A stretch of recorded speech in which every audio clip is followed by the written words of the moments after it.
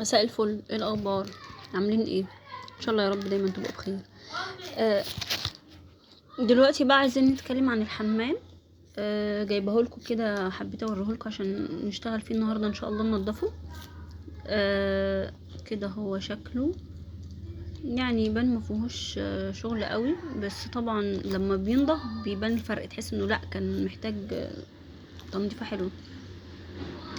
طيب، خلينا متفقين ان الحمام اكتر مكان بيعمل ريحة وحشة في البيت، فلازم دايما دايما يبقى ايدنا فيه علشان ما يعملش ريحة وحشة.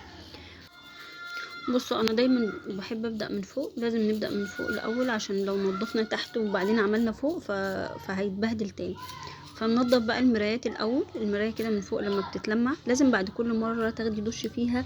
المرايه بتبهت كده فمحتاجه تتلمع حلو. فبنيجي بعد كده بقى بنشيل الحاجات اللي على الحوض كلها ونلمعها. طبعا الحوض خلاص انا خلصته، دلوقتي احنا بنغسل البانيو. انا بنضف في الغالب الحوض والحاجات اللي فوقيه كمان، العلب اللي فيه نفسها، بقى علب شامبو او اي حاجه موجوده بحب اغسلها نفسها من بره عشان بتبقى ملزقه، بيبقى مرمي عليها حاجات بيبقى كده، فبنضفها معايا بالمره.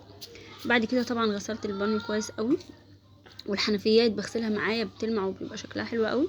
بعد كده بقى التويلت نفسه بغسله كويس من بره ومن جوه كله، عشان الحتت بقى اللي هي الضيقه دي بتبقى عامله ريحه وحشه قوي.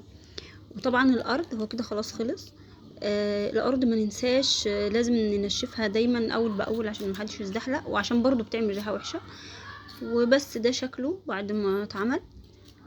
طبعا مستنيه رايكم بقى، ويا ريت ما تنسوش تشتركوا كمان عشان اي حاجه انزلها جديده تظهر عندكم.